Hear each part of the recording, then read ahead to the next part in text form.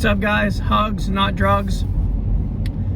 So this video, we're going to talk about like something that happened to me in about the year 2021. So I was living with my mom, and I had worked a bunch of crappy jobs, you know, like working in a warehouse, and they would put me in a freezer and I would have to take food and then put the food in a box. Somebody else would tape the box up. I'd take the box and I'd put it on a pallet and I'd stack pallets. I'd have my lunch break. Then when the day was over, they would call me back and I'd have to go to overtime. Then I'd get fired from that job. Then I started working for this flower company. Now, as bad as this place was, this was probably one of the hardest jobs I've ever had in my life. Reason why is because they worked us 7 days a week, not even one day off, 12-hour days. It was literally like work, go home, get a tiny bit of sleep, or in my case, it was the homeless shelter. So we'll go back to the homeless shelter, get a tiny bit of sleep, go right back to the flower shop. Now, the good thing is that the homeless shelter, the distance from the homeless shelter to the factory, I had a car that, all right. So the homeless shelter was located right next to the police station. Like, when I say like right next, I mean like they're almost connected. Like the buildings are right next to each other. And I had saved up, or I had sold a car that I had and made a few $100 on it, and I bought another car, which was a Chevy Aveo. I bought a Chevy Aveo, 2005. Now, after I bought the Chevy Aveo, I didn't have a license, so I didn't know that I could register and insure my car. I just figured, since I didn't have a license, I can't get registration, I can't get insurance. You know, being in prison and jail, like I don't know these things. But apparently in California, it doesn't matter if you have a license or not, you can get full registration and full insurance. So I spend all my money to get the Chevy Aveo, and I'm just like, I'm trying to save money. I'm doing everything I can to flip my money. But the point I'm trying to get across is that I lived right next to the police station, and I was driving the Chevy Aveo with no license, no registration, no insurance, and I had to park in front every single day. So I have the entire police force driving past my car, like constantly, right? And I'm thinking, okay, one of these days they're gonna run my plate, they're gonna see I got no registration, I got no insurance, they're gonna find out who I am, they're gonna take the car. And that was my biggest fear, wasn't being arrested. Like, I've been to prison, you know, prison doesn't scare me. What scared me was losing my car. Because from like having injuries playing basketball and skateboarding and getting high and then going and skateboarding and getting injured, I didn't want to lose my car. In California, it's necessary and vital. It's very important that you have a vehicle. So I was just really afraid of losing my car, but I had to drive. You know, public transportation, you can only get so many places, and if you do gotta take public transportation, sometimes it takes a very long time to get somewhere. So I'm parked, and the Carlsbad police, they never gave me a hard time. I'd wave to them, they'd wave back. I got a lot of respect for Carlsbad PD. I think they knew the people who were trying to get their life on track, because there was troublemakers at this homeless shelter. You'd have people that caused problems, but I would say the majority, I would say 75% of us were legit trying to get our lives back on track. And I really was, and I was one of the ones that was, I feel like I was trying my hardest. Hold on. So, I got a lot of respect for the police. They never pulled me over. They never questioned me. They never put a ticket on my car, like nothing. Like, they just, and I had this car for like 9 months there. Yeah, so it's not like I had it for a couple weeks. Like, no, this is 9 months. So yeah, so I've got this Chevy Aveo, and so this is what I do. I sell the Chevy Aveo, and I got $1,300 for it. Okay, I got $1,300. And then I went, there was a car, there was a Ford Fusion. It was a 2006, and I seen it on the picture, right? I remember I wasn't even gonna click on the picture because it looked too nice. And my budget, I think I had like $1,000 to my name. So I see this Ford Fusion, and it's got these 20-inch rims, chrome rims, and the thing, I mean, for a Ford Fusion, the thing looks sick. And it's the deluxe model, it's the SEL. So you got the Ford Fusion, you got the SE, and then you got the SEL V6. And this was the SEL V6. It's like, you know, got leather interior and 240 horsepower or whatever it was, sunroof, fully loaded Ford Fusion. Dual exhaust, which is pretty cool in a Ford Fusion. And it's got these gigantic rims, which makes it look more like a Lexus than it does a Ford Fusion. So I see the picture. Like I said, I wasn't even gonna click on it because it looked too nice. And I click on it, and what does it say? I think it said, I don't remember if it said a certain price, and then I talked him down, or if it said 900 or 800. I don't remember. But I said, what's the address? I want to come take a look at it. So I go, and it's this Mexican guy, and he's like, oh yeah, it runs great, everything. And I'm thinking, man, this is a really good deal. Like, this is almost too good to be true. So I take it for a test drive. The thing runs really good. It's got 130,000 miles, which for a used car is very good, especially in California. And it looks amazing. Like, not a lot of scratches.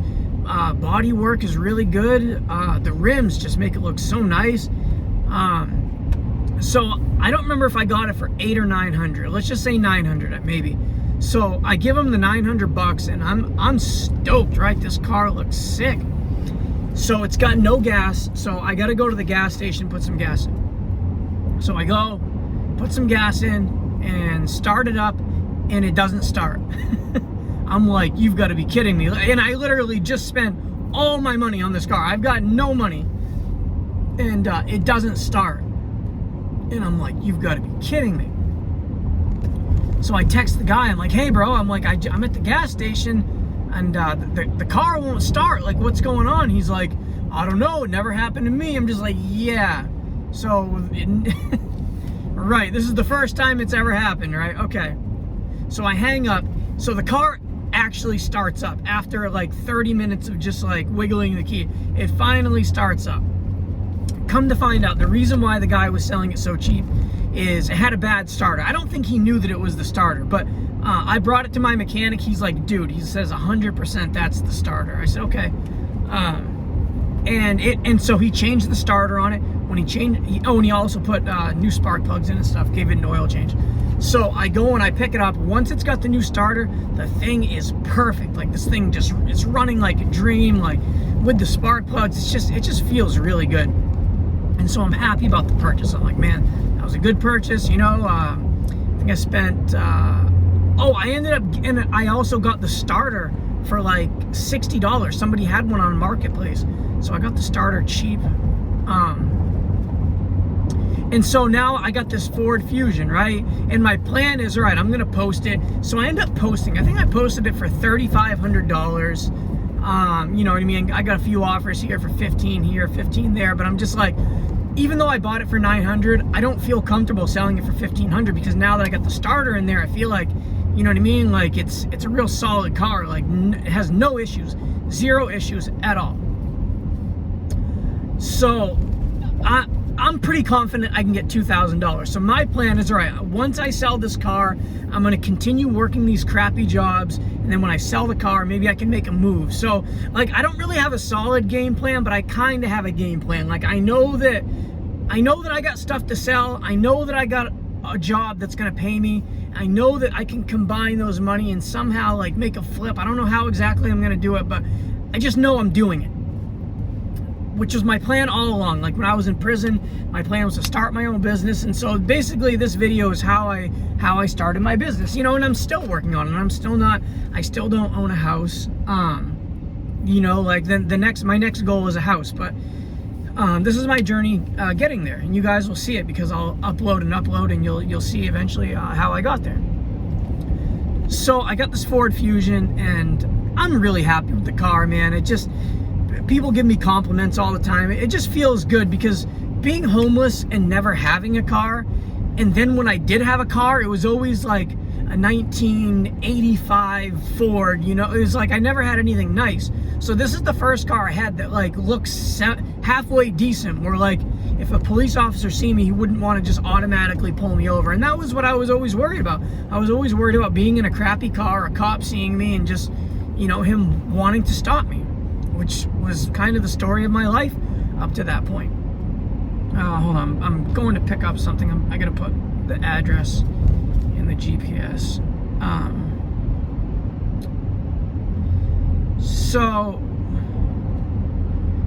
All right, so yeah, so I got this Ford Fusion, and I've got it posted for about 4 months, no serious buyers yet. But at the time, I'm working at the flower factory, and they're working me hard, right? And I'm just, I'm not saving my money, but I'm investing it, I'm buying stuff, I'm selling it.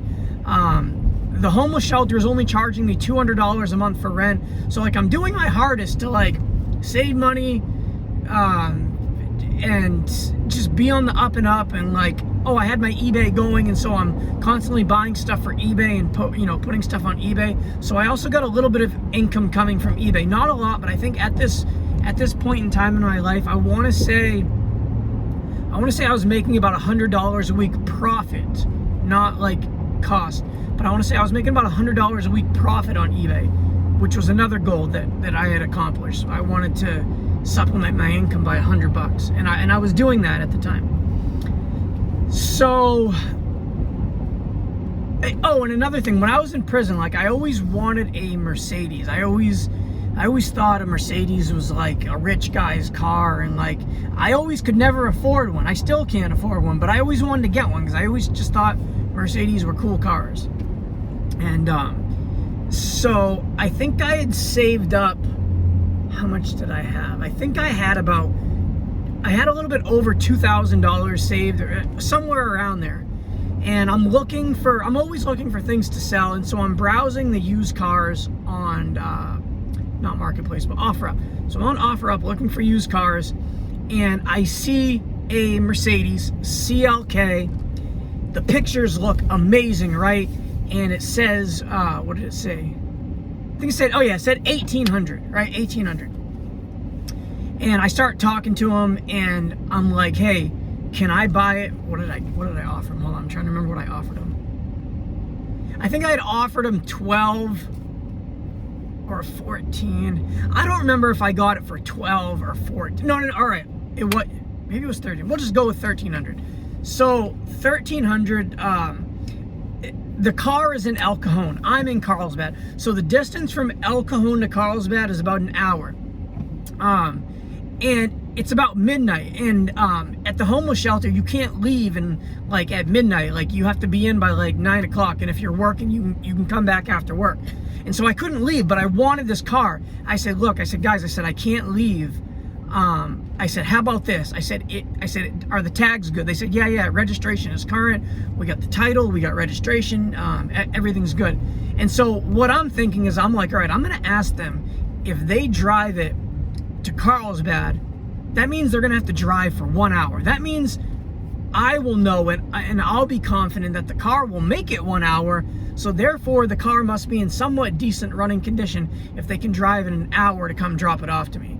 So that's sort of like my insurance policy. So I said, look, I said, if you drive from El Cajon to Carlsbad right now, I'll give you, I think it was, I'll go with 4, I think it was 14. I said, I'll give you $1,400. They're like, you'll give us cash right now? I said, yes. I said, if you drive it up here, I said, I'll give you the money right now. And for me, it's like, I'm like, all right, I'm gonna take a gamble on this, you know. And I was also worried because giving people money at midnight. But at the homeless shelter, I lived with a lot of other guys, so I grabbed like 4 other guys. I said, guys, I'm gonna be selling a car to these sketchy people that I don't know. I said, can you guys come with me while I do the transaction to make sure I don't get robbed or anything? And they're all, you know what I mean? Like, we're a pretty like solid like group over there, and so they all got my back. So I have the people come, and it's like these 2 gang member dudes and this chick, and they're driving two cars. They're driving the Mercedes and they're driving a car so that they can drive back. And well, one of the things they had told me is they said the pictures in the ad aren't the actual pictures. They said, we took these pictures 2 months ago, and since then the girl got into a little fender bender, and we want to let you know that the front bumper, you're going to need a new front bumper, but everything else is good. And I said, it just needs a front bumper. And they're like, yeah, and I know that I can get parts. I know that I can get a bumper. So I'm like, all right, if it needs a bumper, I know that I can get a bumper probably for $250. So like, as they're bringing the car up, I'm already looking for bumpers for this car, and I found one. So they drive the car up, and it needs a new bumper, but you know, it's still drivable. And they said, all right, you want to drive it? I said, you know what, guys? I said, I'm tired. I said, I'm buying it regardless. I said, you guys drove it up here. I said, just give me the key. I said, I'll deal with it in the morning. So I give them the $1,400. I don't drive the car. I just park it. Keep in mind, this is parked right out in front of the police station too. So it's another risk that I'm taking. No license, no insurance, no registration, right? Well, no, it had registration, but it wasn't in my name. So they drop off the car, and I got the key, and I go to sleep, and I'm just excited for the next day to come so I can wake up and check this car out. So I wake up in the morning, and I go and I sit inside, and I'm like, man, I finally got a Mercedes. Like, oh, and it was a convertible, CLK convertible. Oh, but the hydraulic pump didn't work, so you got to do a manual. But so I get in the car, and I'm like, this is quite nicer than the Ford Fusion. And it feels, even though I got it for $1,400, you gotta remember the base price on a CLK in the year 2004 was $60,000. So I mean, at one point this was a $60,000 car. So I'm in it, and I'm just like, man, this feels pretty luxury, man. This is not what I'm used to. I take it for a drive, and I cannot believe how fast it is, right? And I don't even know about the, it's an automatic, but it's also got manual shifting. I didn't know this at this point, right? The whole time I'm driving it, I have it in eco mode. So it doesn't even have like the real power. And I'm like, man, this thing is fast in eco mode. Eventually I found out how to put it in sport mode, and then it was a whole different story. Like, the CLKs are monsters. The engines are just, the way they're tuned, like, so the Ford Fusion had 230 horsepower, and the Mercedes also, I think, had 230 because it was the V6. So they're both V6s. They're both the same, almost the same exact horsepower. But the Mercedes was just way faster. Like, I don't know how, but like, I never raced the two, but if you did, the Mercedes was hands down like almost twice as fast. I mean, it's just a beast. So I got this, yeah, so I drive the Mercedes, and it's just fast, man. I'm happy. And you know, I got this car, and right after I got the Mercedes, I got a message from this guy who was a police officer, and he says, yeah, he's like, I'm really interested in the Ford Fusion. Keep in mind, guys, I had it posted for $3,500. I had actually lowered the price to $2,500, decided, nah, I don't want to keep it at $2,500, raised it to $2,500, then somebody sent me a message and said he wanted to buy it for $35. I'm just like, that's strange. Like, you're not asking me to go lower. Like, usually when people don't ask you to go lower, a lot of times that's a bad sign, right? But he says, yeah, he says, can I come check it out? So he comes. It's a young kid. He was going to the police academy, that's what it was, or FBI training or something, some sort of law enforcement. But he drives it. He's like, yeah, he's like, I really like it. I like the rims. It looks nice. And I had waxed it. Like, the thing was so shiny, you could see your reflection in it. So he's like, yeah, he's like, I like it. Can I go to the bank tomorrow and pay you tomorrow, and I'll pick it up tomorrow? And I'm just like, I was hoping he was gonna buy it right then, but you know, like, I don't want to seem desperate, so I'm just like, and I'm thinking, I'm like, oh my gosh, you're really gonna give me $3,500 for this car? No way. So he leaves, and I'm just like, nah, there's no way he's gonna show back up, no way. Next day, he's like, hey, I got the money. He says, can I come pick it up? I'm just like, whoa, right? He comes. I could not believe he actually gave me $3,500 for that Ford Fusion. So that was a big come up, like, for the business. Like, actually at the time when he gave me that $3,500, that was the most money that I had ever had in my possession in my entire life. I'd never had that much money. So when he gave me the 35, I think I had like another 1,000. So I had in my possession like $4,500. And I'm just like, okay, like we're gonna do it now. Like we're gonna start this business. Like we're really gonna do it.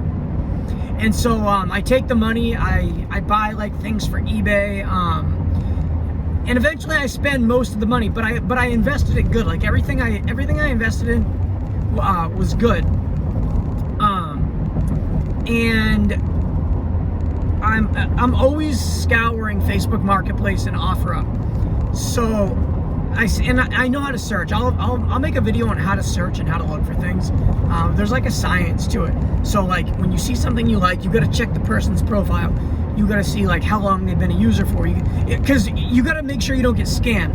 Because if you're not protecting yourself from being scammed, you'll get scammed like on a daily. Like half my day is avoiding scams every single day. Like even today, like it's just. But they're not very sophisticated scams, but they are sophisticated if you don't know how to look for them. So if you know how to look for them, you can save yourself a lot of time and energy in dealing with these people. But so I see this guy and he's selling model cars. They're die-cast replicas of like 77 Barracudas. They're all Plymouth die-cast, 1/18 scale, so about 16 inches long, and they're made of metal. They're like they're drag cars. What's his name? Ronnie Sox. They're Sox Martin. So Sox Martin was like the king of the drag strip back in the 70s. Ronnie Sox, he's like a legend on the drag strip. His cars are highly sought after. Like they used to modify their cars, and they were just really good at modifying and racing. And they turned their modifying and racing car business into like merchandise. They'd sell t-shirts and hats, and like they were making money off their merchandise. You know, which obviously everybody does it nowadays, but they were doing it back then, like before everybody. So in the early 2000s, they came out with these Sox Martin tribute cars, these model cars, and they're all limited edition. They only made like, I don't know, so many of each one. And then there's some that there was only like, I don't know. Oh yeah, I want to say like, there's only like 500 made of certain cars, whatever. Anyways, they're limited edition cars, and this guy's got a bunch of them. When I say a bunch, I think he had about 50, and then he also had memorabilia like magazines and signed books and like artwork and stuff like that to go along with the collection. His dad had it, I think, and just passed it down to him. And he's like, yeah, I just want to sell all these. He's like, if you buy them all from me, I'll give him, the price was, I think, $50 a piece if I bought them all. And then if you count in the memorabilia, it like broke it down to almost like $30 per car. And I think, I've sold a bunch of memorabilia. So I want to say, we'll even go with a lower number. We'll say $25 per car. And there was one car, all right, let me back up. So I buy this, so for the whole collection, so let's say 50 times 25, so it was 2,000, I don't know, 2,000. I think it was over 2,000, right? So we want a little bit over 2,000 for the collection. And I do not have that much at the time. Whoa. Hold on, guys, I'm trying to get over here. Yeah, so I don't have enough to buy the whole collection. I know I'm jumping around a little bit with numbers, but I'm trying to stay focused, and I'm driving at the same time. But yeah, so he wants like over 2,000. And at this moment, I don't remember what happened, the rest of the money I invested or something, but the point of the story is that I don't have enough money to buy this entire collection. So I said, hey, I said, can I give you, oh, and you know what? Sorry, guys. Sorry to keep getting off track. I think this might have been before I sold the Ford. Yeah, it was before I sold the Ford Fusion, okay?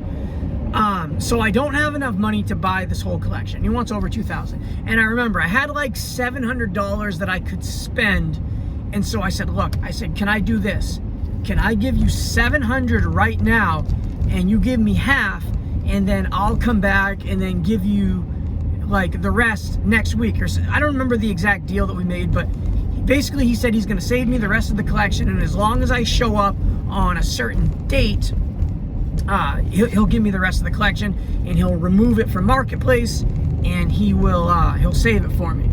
So I get this collection, I get these cars, and I just start putting them on eBay. And like literally the moment I start posting them is the moment I start getting responses.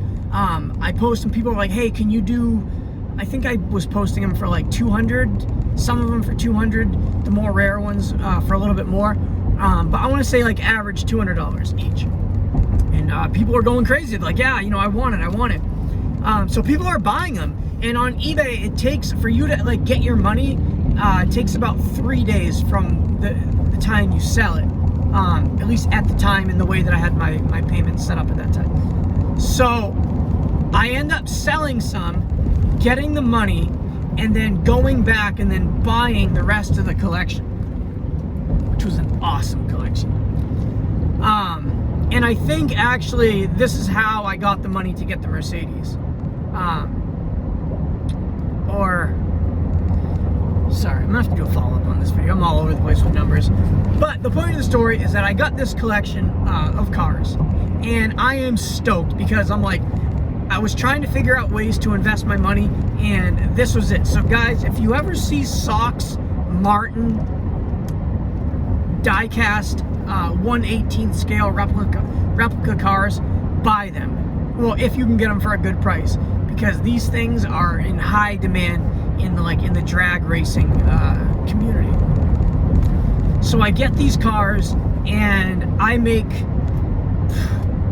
a lot on them. I don't remember, but I ended up having, I remember like when I sold them, I remember having like $7,000.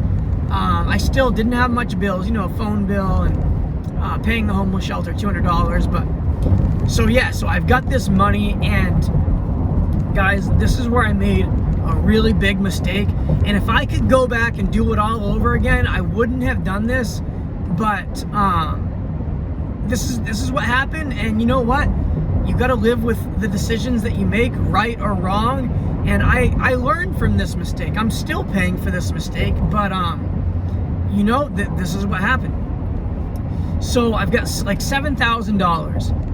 Keep in mind, guys, I've never had $7,000 in my life. And I'm still driving around these, well, even though the Mercedes, I liked it, it was a 2004, and it was still an older car, and I didn't feel comfortable driving it across the country. And I've, being a drug addict, I've always seen like brand new cars, and I've always just wanted to be in a car with own a car with see what a car was like to have less than 50,000 miles, Like my first car had 400,000 miles. Like all my cars have always had like super high miles. And so it was always like a dream of mine to have like a semi decent car. And so I got this money, and my eBay is going very, very good, and it's in my name. So I'm online and I'm looking for cars, either A, to buy, or B, to buy and sell. Well, I mean, everything's always to buy and sell, but I'm looking for like a nice car to buy and then sell. And I realize with my $7,000, I can't get anything past 2015. And if it is past 2015, I can't get anything with less than like 150,000 miles, right? So I'm just like, man, like I'm sort of at that point where I've got enough money to buy something decent, but still just not enough to buy something really decent. So I run across this dealership, and it says, what was this? So I start praying. I'm like, God, Lord Jesus, I pray. Like, I want a reliable car, because like the Mercedes was giving me problems like here and there. Like I had to replace this, you know, like not big problems, but you know, problems that I don't want to deal with. So like I want a nice car. I want something decent. I feel like I'm working really hard, and I just, you know, I want something nice. But being a drug addict my whole life, I've never developed any credit, and the credit that I was extended, obviously I never paid because I had to spend all my money on drugs. So nobody will even finance me for like a slice of pizza, let alone a car, right?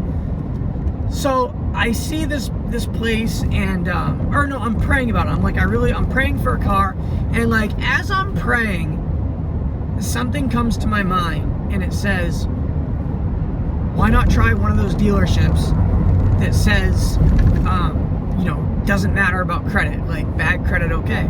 And I don't know if this was a prayer answered from God. It may have been, it may not have been. I don't know, but it doesn't matter. It doesn't matter. I mean, I guess it was a blessing from God, but so I contact. You know, I shouldn't say it. So I contact this dealership, and there's a Mini Cooper, but it's the Mini Cooper S, the one with a turbo.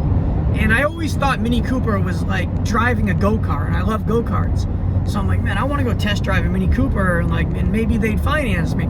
But I did not think they would finance me at all. So I go down there, and they said, oh, the Mini Cooper.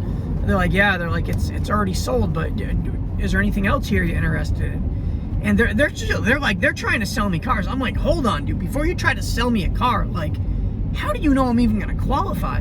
They're like, oh, you know, we can run your. And I'm just like, dude. I said, listen, man. I said, I do not have good credit. Like, they're like, well, do you have a down payment? I'm like, yeah, I got a down payment, but like my credit's terrible. And they're like, all right, well, let's, you know, we can work with you. And they're kind of making it seem like they can get me into a car, but like, and I'm thinking, I'm like, no, like the pizza place won't finance me a pizza. Like, there's no way you're giving me a car. So, you know, I fill out the form, my social security number, all that.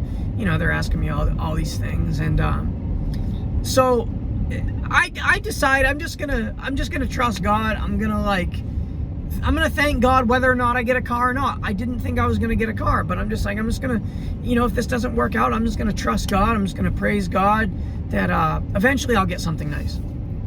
So I'm looking around, and I see a Camaro. I'm like, man, wouldn't it be nice to have this Camaro? And I look, and then it's nice. The Camaro's like 2015. It's like, it's red, doesn't got a spot on it, but it's got 150,000 miles, right? I'm not gonna get financed for a car with 150,000 miles. I'm not gonna do it. And they got some really nice Mercedeses and Acuras and Lexuses, and I really wanted the Mercedes. And the guy comes out and he says, hey, we got good news. I'm like, you got good news? What's that? He says, all right. He says, we'll give you a car.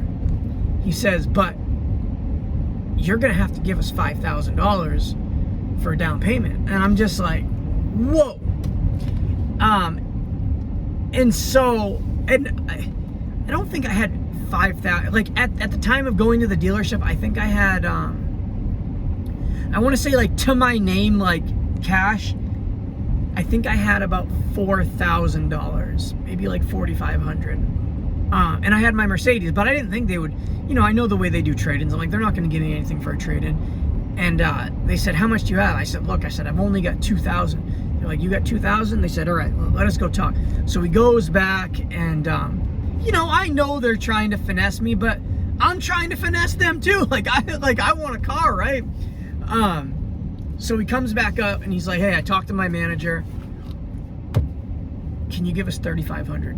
He says, if you give us $3,500, we'll give you the Honda Accord Sport. And the Honda Accord Sport was a 2015, fully loaded, like with 40,000 miles, right? And the sticker price on it was $25,000. And I'm like, you'll give me the Honda? And they're like, yeah. They're like, you can take it now if you can give us $3,500. And I'm just like, oh man. I'm like, I don't know. And they said, is that your Mercedes out there? I'm like, yeah, but I'm like, I know you guys won't give me nothing for a trade. And he's like, well, do you own it? I'm like, yeah. He's like, you got the title? I'm like, yeah. And oh my gosh, I'm gonna miss my exit. Or maybe I'm not. Hold on. I made it. Okay, so he says, how about this? He goes and talks to the manager. He says, all right, if you, I'm trying to remember. I think I gave them, oh yeah, that's right. They let me come back and give them more money. That's right. So I ended up giving them $3,000 cash, and I gave them the Mercedes. They counted. All right, and I know this is stupid. They gave me $1,500 for a trade-in for the Mercedes, which it was worth. The Mercedes was worth about $2,500. But even though it was a low number for the trade-in, the good thing was it wasn't about the value of the trade-in. It was the fact that they were going to give me the Honda, the $25,000 Honda. It was the fact that they were just going to give me. So that's why I did it. I didn't do it because of the price. I did it just because they said that I could take it wasn't a new car, but it was, 5 years old at the time. So to me, it was a new car. So yeah. So I ended up giving it to him as a trade-in, and I walk off the lot with a 2015 Honda Accord Sport, fully loaded, 40,000 miles. I mean, the thing was immaculate, right? And yeah, so that's how I got it. And yeah, I still have it. So that's the end of the story. Hugs, not drugs. Palabra.